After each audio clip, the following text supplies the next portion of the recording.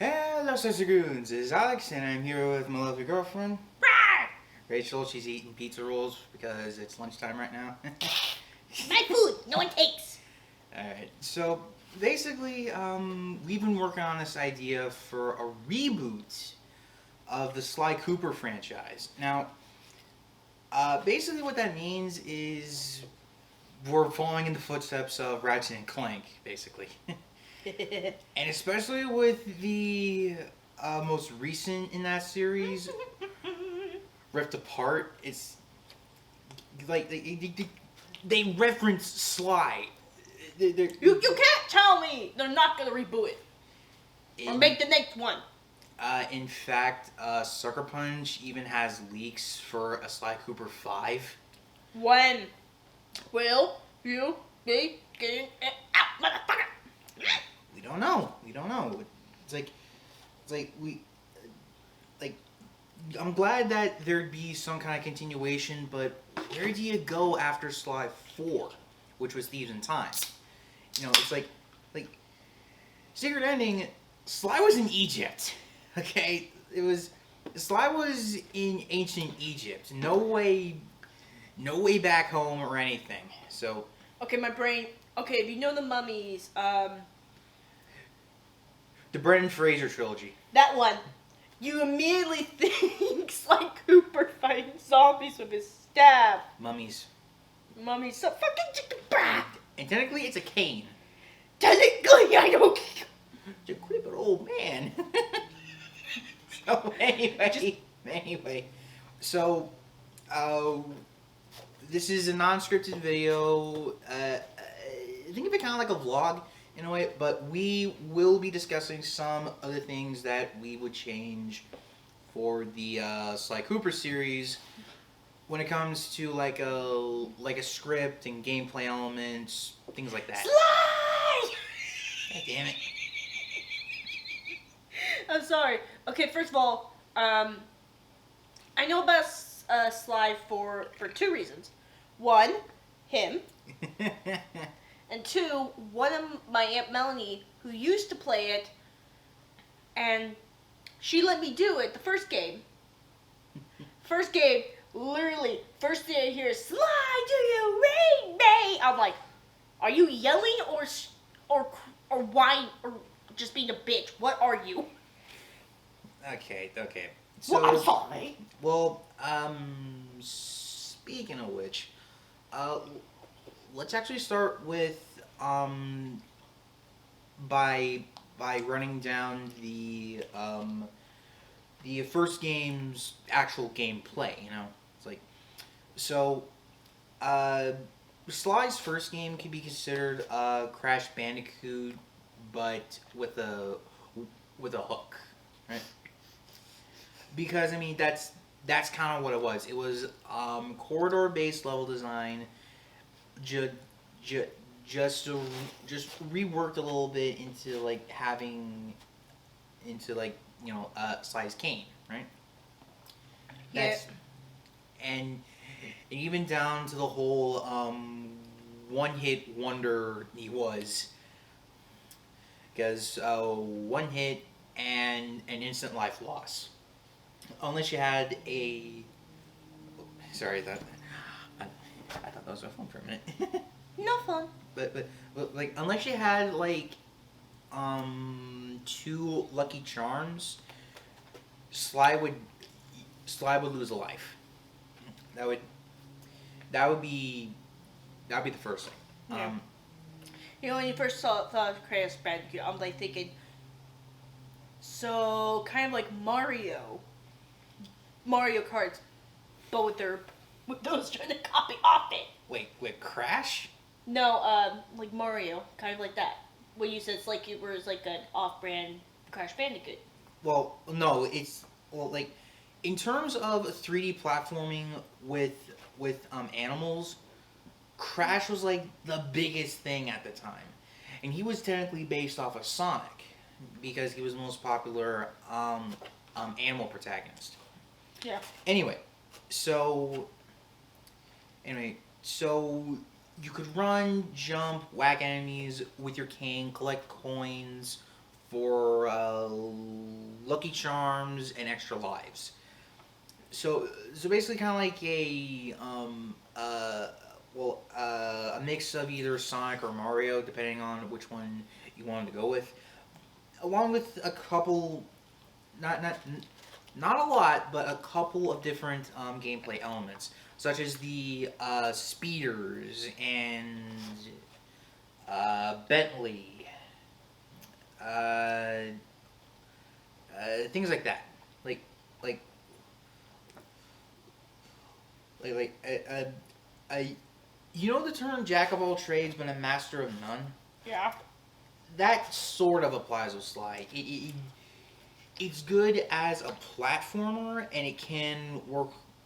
And it can work all right as a shooter, but it's not exactly perfect. You know what I mean? Mm. Well, anyway. Now, Sly 2, on the other hand, that is where the gameplay formula was refined, and every other game since then has implemented.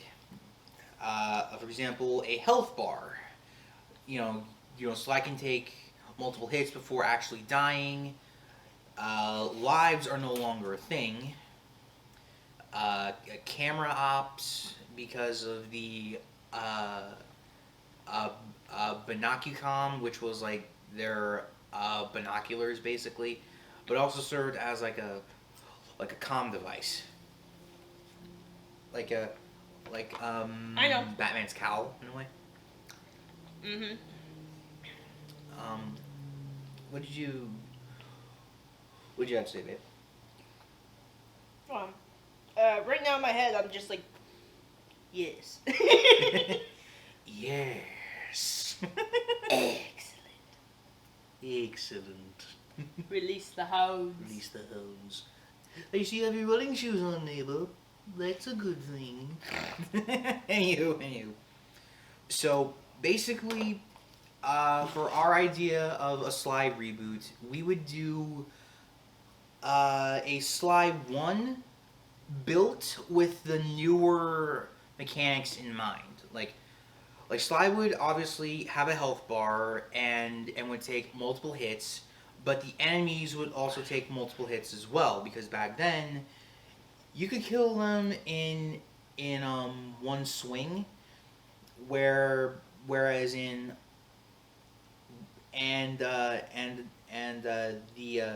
the drawback is that you would also get knocked out by them. So, Yeah. but Sly 2 also incorporated Bentley and Murray missions, because Sly was just by himself, and people really like Bentley and Murray as characters, especially playable. No, I was simply trying to go to my notifications. It wasn't working with me. Anywho. I'm being good. Anyway, so. Alright. Let me see. Okay, so. In terms of how Sly, Bentley, and Murray differ, Sly is the basic. He's basic, but he has the most athletic ability because he's a thief. That's his trademark thing. Flexibility, but yes. Well, point is he can spire jump onto pointed things, climb up walls, rail grind, the works. The fun things. Bentley is more of the brains of the operation. He doesn't really get out much. But when he does, he can make up for that in other ways, But he'd mainly be relegated to hacking things. At least that's how I see it. He's not the most physically capable, but the computers are just as important. Exactly. And as for Murray, well, Murray can't do much, but yeah, Murray is the muscle of the group. So The muscle. So I would, and and as such, he is the strongest out of all three of them.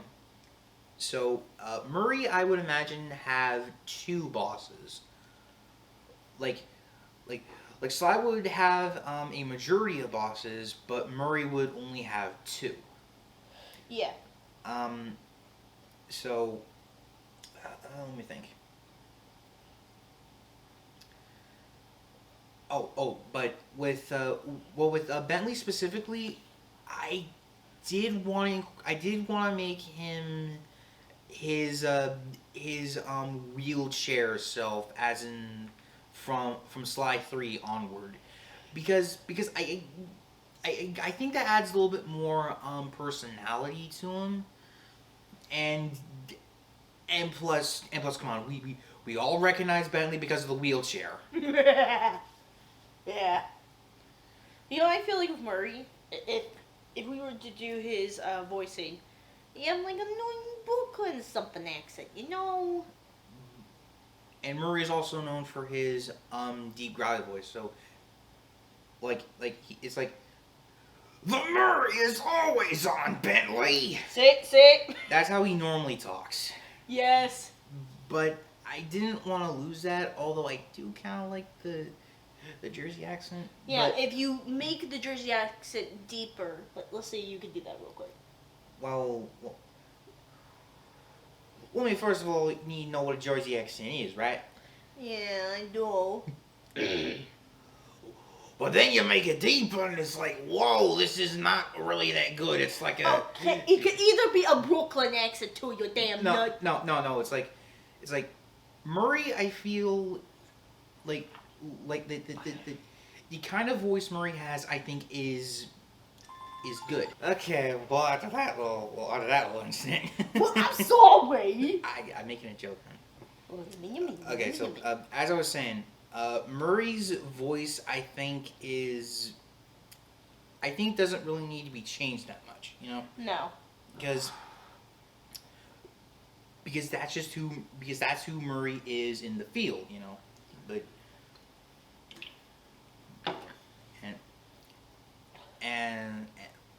But Sly's voice would change up a little bit. A little. What accent would you what would you give him? Well, it wouldn't necessarily be an accent, but in terms of the line delivery, you know. So Sly is very cocky, you know. He's constantly being playful, even when a situation is serious, right? Especially with Carmelita. So yeah.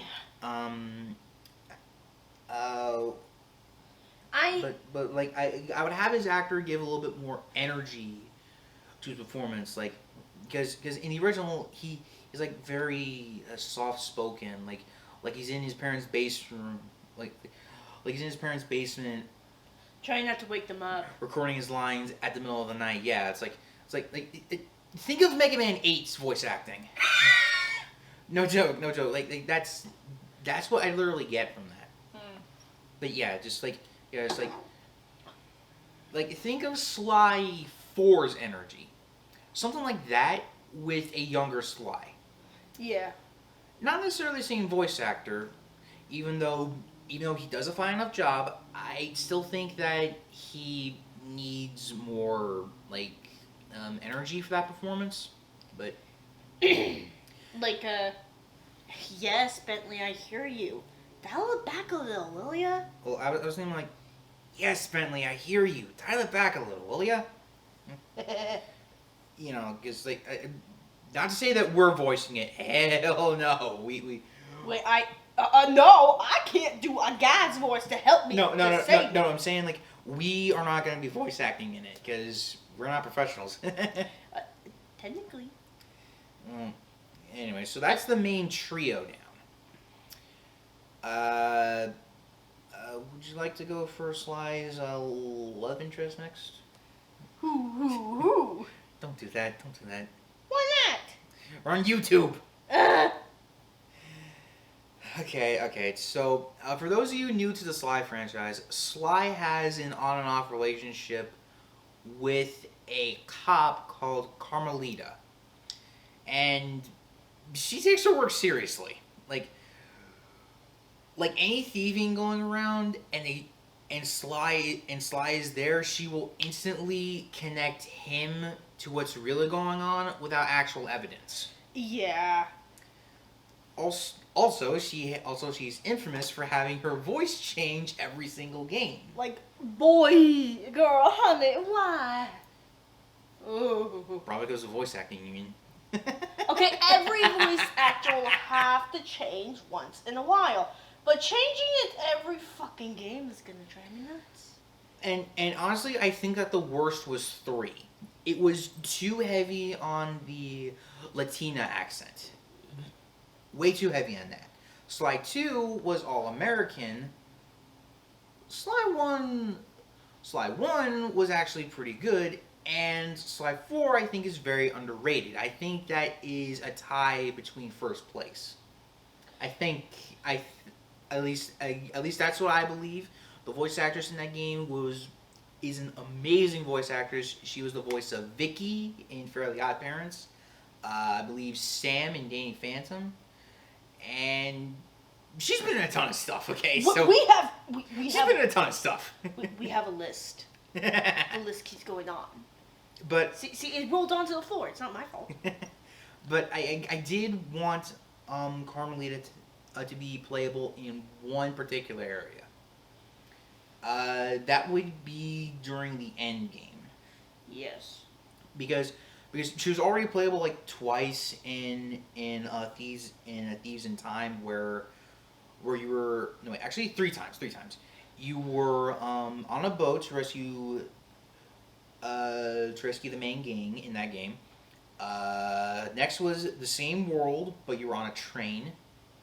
And third, you were fighting a mechanical dragon. Yeah. That's how she was in that game. But in our reboot, I would have her playable near the end where Sly gets his cane stolen. Basically, it would act sort of like a third-person shooter when you held down the left trigger and shot with the R trigger, right? Yeah. So, and I'm using triggers because that's the basic terminology with like any game, right? Yeah, and she does have a Latino accent, but the I can't do a good one. No. What I'm saying is that we are not voice acting in the game, but we can give our ideas about about how the character would sound, right? Yeah. In my opinion, she still has a Latino accent, but don't forget, most Latinos we love, but they act like crazy psycho people, but we love them. God, jeez. Anyway. Sly Cooper! Yeah. Sly Cooper. That sounds more Indian. Ah! Okay. So that was the main. Oh wait, I think we forgot about Bentley, didn't we? We already did Bentley. We said you'd be in a wheelchair. Yeah. Sorry, just. Be. What? I love you. I love you too. I'm sorry. You're a dork. Anyway. So now we get the bosses. Okay. These guys will go through a visual overhaul in a way. Like Sir Raleigh, for example. The very first boss in the game. Wasn't he a frog? Yes, he was a frog. But he was too much like a frog. Like, he still had, like, the squatting pose and all that stuff. Right? But in this game, I would make him a, like a bipedal frog. Think of like, these 3D Frogger games. Oh, those ones. But, or even Princess and the Frog, right? But he would have a lot of a steampunk style clothing because one of his main character traits is that he's a mechanic, and having all the steampunk stuff makes a whole bunch of sense to me. Yeah, it does. You would still have that large top hat though, because. Okay, the top hat was fancy. Of course, and it's also a very iconic part of Raleigh's design. You can't get rid of the top hat. The top hat must stay. You get rid of top hat, Clang. Anyway. Who's next? Who's next? Actually, we didn't really think about how the boss fight itself would be, because in the original game, Raleigh would swell up and would try to ground pound you while platforms were sinking, and you just hit him until it's over. Yeah. So maybe we should add something different, like. I would think I would like to keep that, but also he would have like you said he was mechanic, so why not like little robotic minions? Try to. I like the robotic minions idea because those are because that's a staple in bosses, you know. Oh yeah. But maybe instead of the bloating part, he would have like a mech suit or something. Like think of in Sly 4, one of the boss fights, Bentley was in like a heavy, and he was in like a power loader from Aliens. Oh yeah, that's nice. So maybe something like that, and maybe you'd have to get a part of maybe you had to like force Raleigh to expose something of his and then whack. I would think because of the minions, they Well, the minions would just be there to throw you off. Yeah, but what if you whack one into his face and he exposes that one vulnerable port, and then you can hit it? My thought would be kind of like Metal Gear Rex, actually. Oh, that one, yeah. Where the cockpit is exposed every time he does a specific attack. Yeah. No. But instead of him actually doing that attack, after he okay, let's say that he's doing a certain charge attack, right?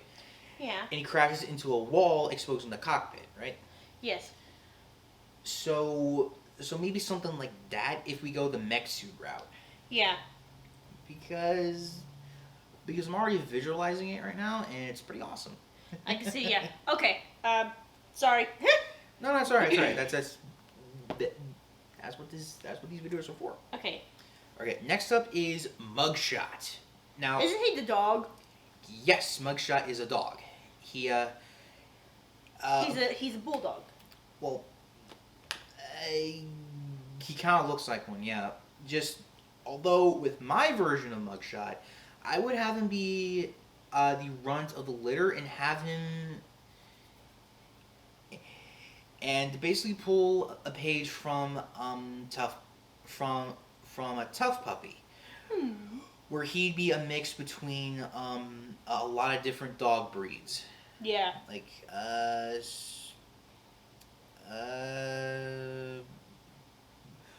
but according to my notes, he would prominently be an American bully. Yeah. Yeah. I know one of the mixes I would add in there is Pitbull.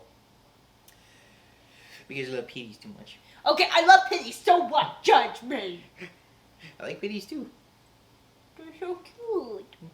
I They know. just get bad rap because people are assholes. I know. Well, so Mugshot's whole story is that he grows up as the runt of a litter, right? Yes. And then after seeing a gangster movie, he just He clicks with it. He knew what he wanted to be, and he starts to basically a body build, skipping leg day in the process. and then he becomes the main and then becomes the main villain group's muscle, right? Yeah. Muscle. Their enforcer.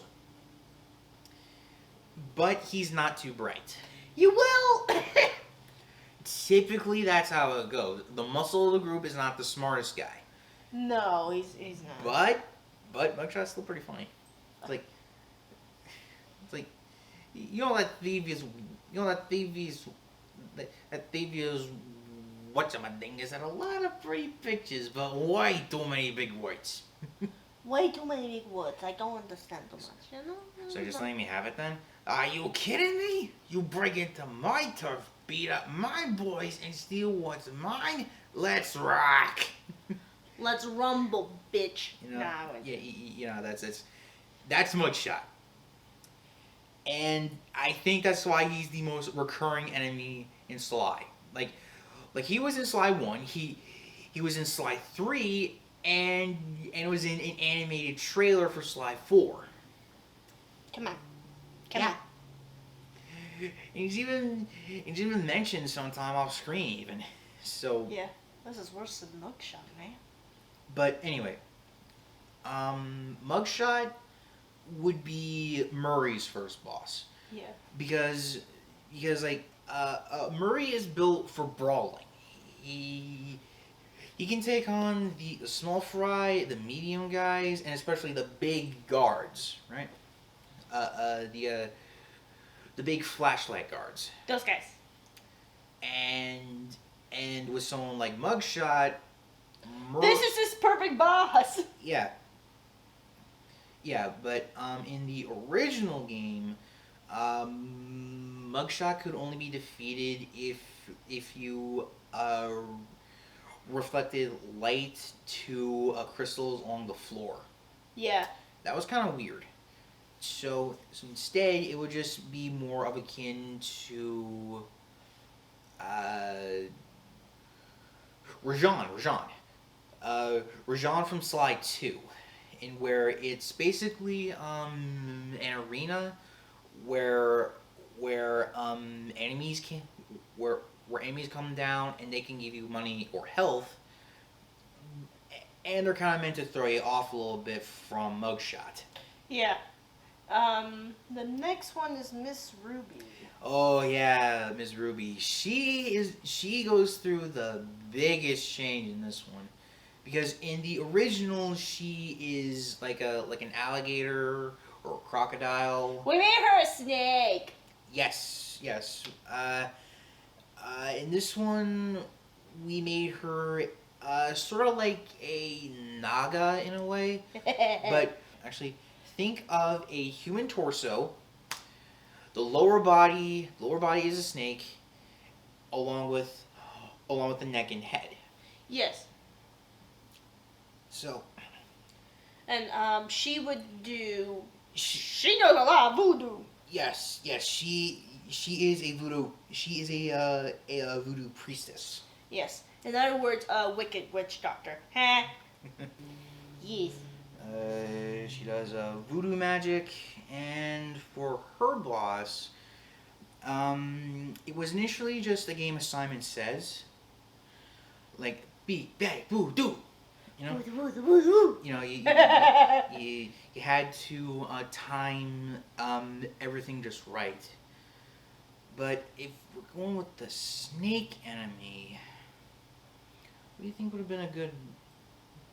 What do you think would be a good about this? Because this is mainly a Sly fight.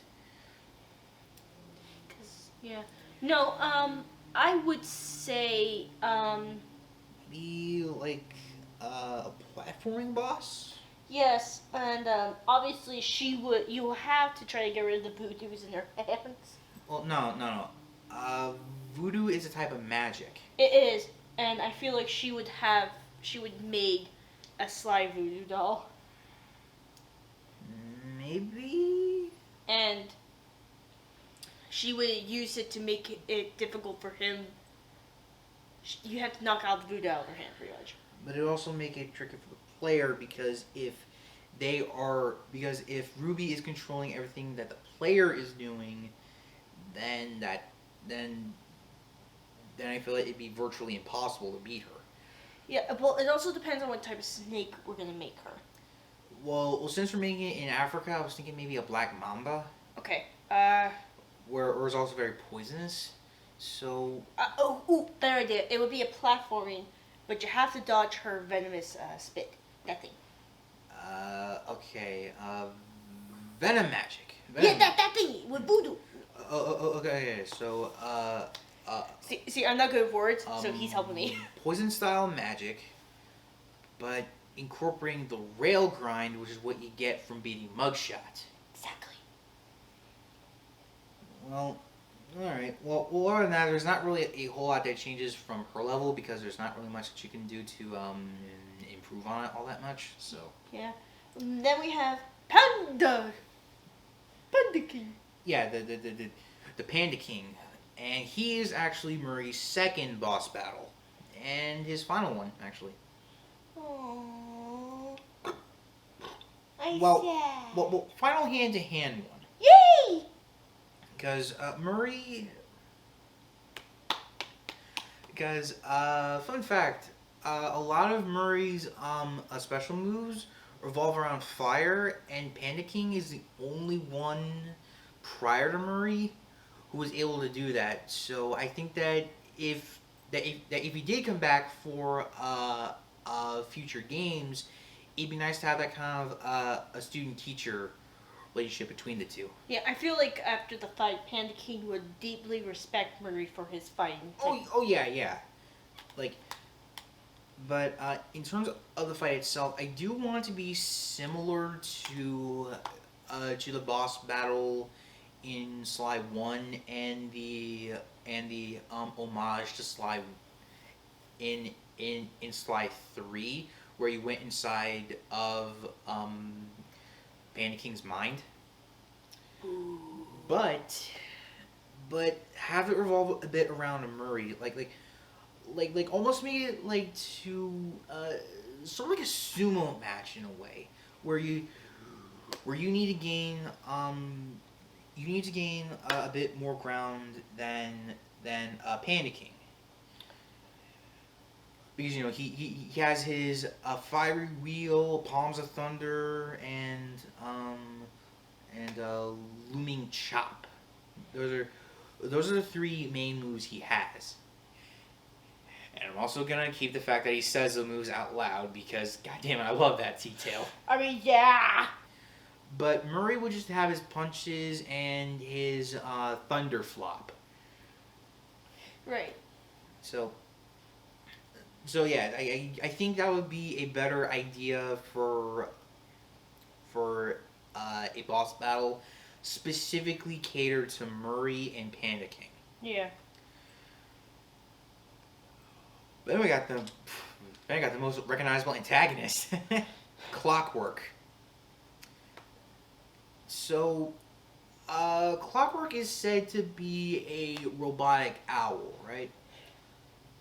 But he doesn't really show many owl traits until Sly 4, and even then, it's more of an Easter egg. Yeah. So this time, he actually looks like an owl. Thank you. but maybe like a great horned owl, because I think that's pretty intimidating. Yeah. Okay. Yeah. For that, I agree. But now we move on to the fight with Clockwork himself. Because in the original, it was yet another gameplay style. A jetpack. And honestly, I think it'd be better if Sly was mainly on the ground and you had to rely on Carmelita and Murray to basically expose a weak point, and then you had to jump on a turret and fire. That's right. But in order to get there, you need to utilize everything that you learned up until that point. Correct. That right there, I think, is a tremendous final boss, right? Well, yeah. Okay. Okay. Okay. So since we talked a lot about the boss battles, the main story itself doesn't change up a whole lot, except for what pieces of the Thievius Raccoon you should find and who has them. Yeah, and the voices honestly would have changed, Right. but they would kind of stay the same. Like with Murray, he said it would stay the same. Yeah, just maybe replace the actor a bit. Yeah. Then for Bentley, what voice would you give him? Well, Bentley's been a unique voice because he's kind of nasally, but also sounds very nerdy. You know, like a stereotypical genius character. All right, well, let me hear your It's take. like, well, Bentley always tends to sound like this sometimes, especially when he's giving out a master plan. You see. Yeah, because he's the brains behind the operation. Yeah. Sly is basically the face of the operation. Bentley is a strategist, and Murray is the brawn. Yeah, we have Brain. Brawn and what could be considered the heart, because Sly has the most fun compared to all of them. I would call him the agility, but yes. Well, anyway.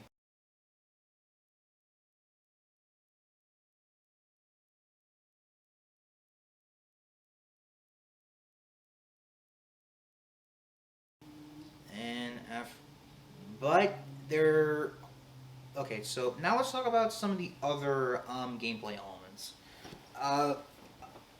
For starters, is actually near the end of the game. Actually, Yeah.